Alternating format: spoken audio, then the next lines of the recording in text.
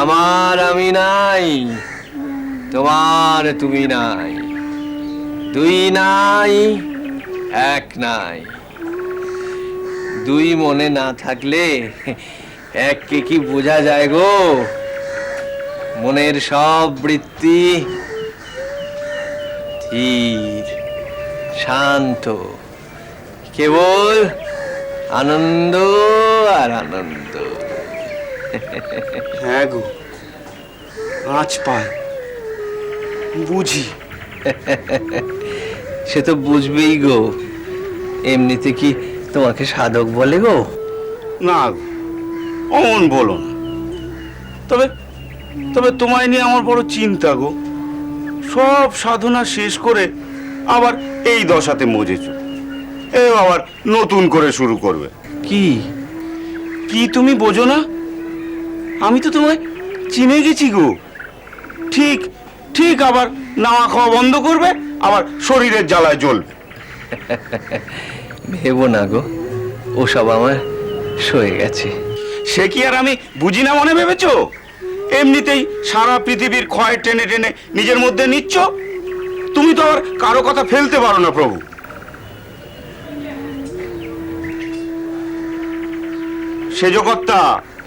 সেজকর্তা ছোট গিন্নি সেরে উঠছেন, আর তুমি খইছো। এসব কি বলছো বলো দেখিনি? লোক কল্যাণের কথাও তো ভাবতে হবে গো, বহুজনকে সুখী করার চেষ্টাও তো করতে হবে। তো অত উঁচুতে উঠে আবার তলার দিকে টান পাও ঠাকুর?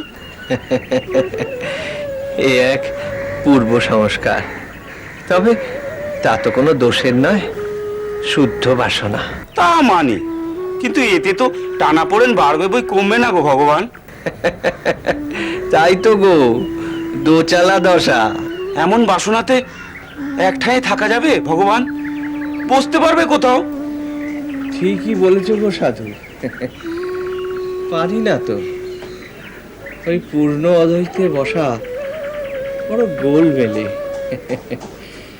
তবে কি জানো, মানুষের কল্যাণ কামনার ব্যাপার তো ওই ওপর থেকে এই মাঝামাঝি নেমে ওই মাঝামাঝি একটা জায়গায় ঠাঁই নিতে হয় গো। তখনকার বোধটা কি ঠাকুর?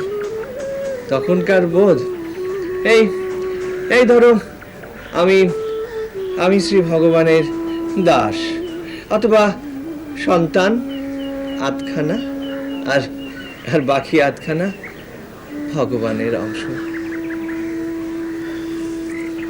বড় কঠিন গো, খুব কঠিন। কঠিন কেন গো?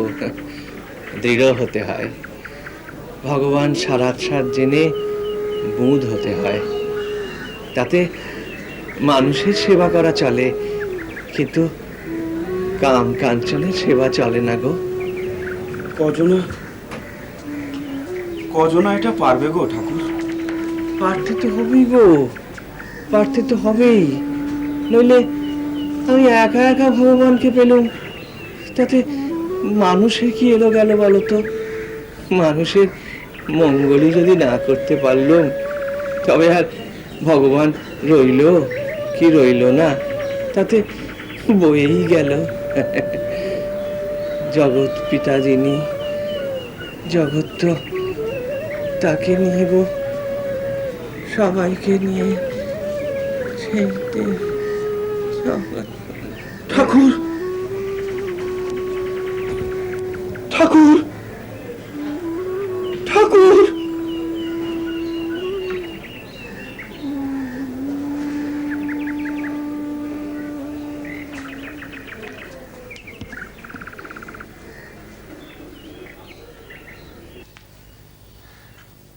এমনটা যে হবে তা আমি আগেই জানতুম।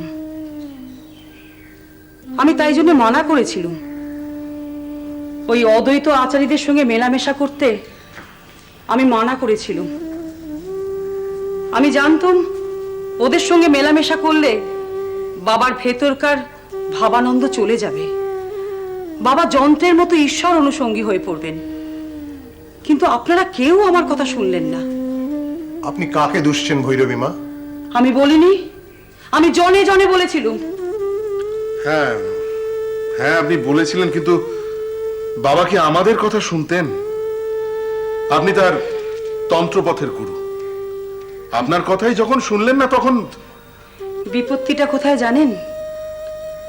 আমি বাবার গুরু ঠিকই, কিন্তু ঈশ্বর উপলব্ধিতে বাবা যে আমার থেকে অনেক এগিয়ে গেছেন। তাই ভগবত সাধনা নিয়ে বাবার উপরে আমি কোনো কথাই বলতে পারি না। হ্যাঁ, বুঝি বুঝি সমস্যাটা কোথায়। আচ্ছা ভৈরবী মা, আপনি তো শাস্ত্রজ্ঞা। লোকে তাই বলে। কি পাণ্ডিত্যের অভিমান আছে? কেন আপনি এই কথা বলছেন কেন?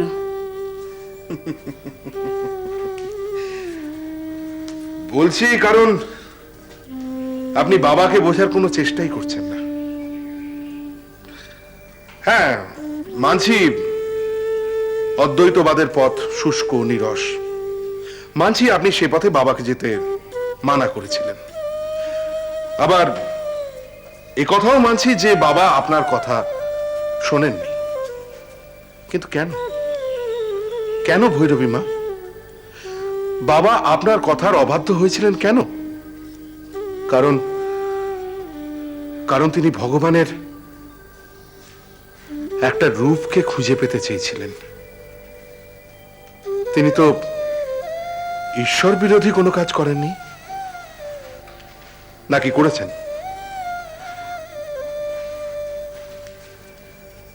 দোষ নেবেন না ভৈরবী মা। আমাদের আমাদের ধর্মের যত সংকট, তা সব আমাদের এই গোঁড়ামির জন্য। কিন্তু বাবা বাবা সেসবের ঊর্ধ্বে। কিন্তু কিন্তু আমরা নই কেন ভৈরবী মা?